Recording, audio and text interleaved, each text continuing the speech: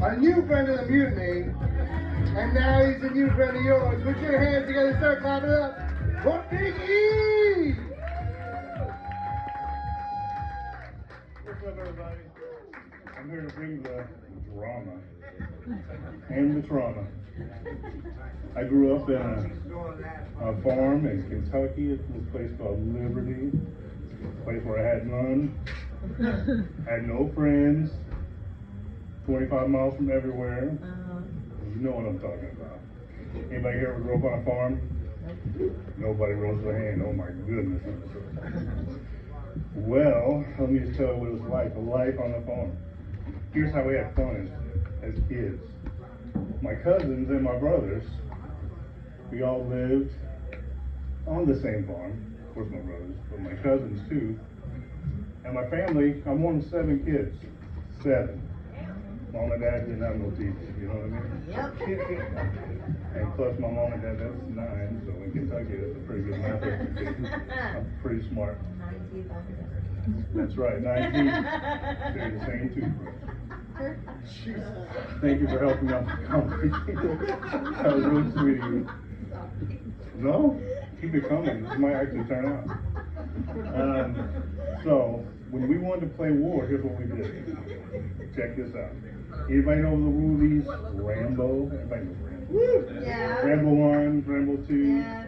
You know, they're about to draw first blood because they used those movies as inspiration for the way we would play war. It was their inspiration and guide. And of course, I was younger than all of them. What happens when you get captured? I'll get to that. But we did a lot of wild stuff. We would go across states from Kentucky to Tennessee, and that's where we would get our fireworks. Now, fireworks to play war? Well, yeah. Fireworks to play war. We shoot fire rockets at each other, throw M80s at each other. Right?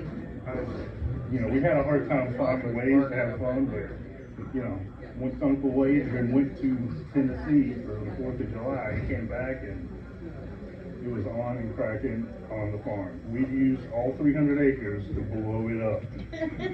That's what we were all about. We wanted to blow stuff up because we had nothing else to do.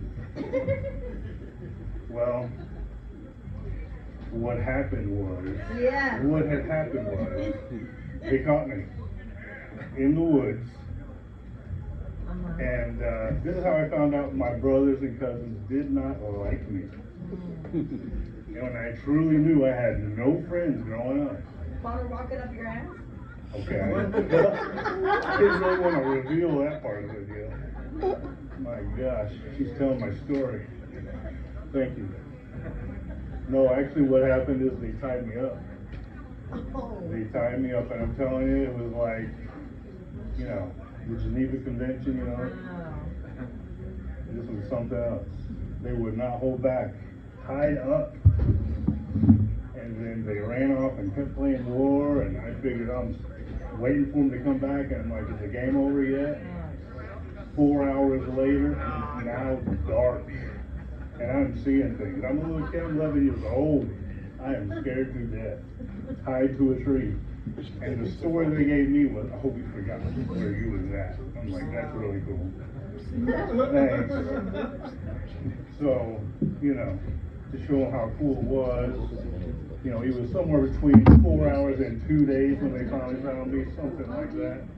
But what made this so tragic, and I do mean tragic, and, you know, take my hat off and put my hat over my chest and just say, well, all of my cousins and brothers died that summer, one by one.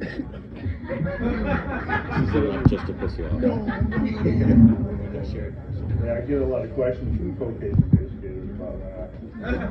They tell me they're going to make me famous. I don't know. They tell me they're going to put me on one of these shows. I know, but I want you to see this. I'm not good with names, but I think they said America's Top Model or Most Wanted. I forget. It was one of those. But I'm really glad I had the privilege of coming up here and sharing with y'all tonight. My first time. Thank y'all. Have a great day. Big E, ladies and gentlemen, first time, let him hear it. Alright, this is my last impression, and then we're done with impressions, okay, guys? This is my impression. Everybody loves dolphins. This is my impression of a dolphin. You guys ready for my impression of a dolphin? Yeah, do all right. Okay. We lost. You got my phone? Thanks, man.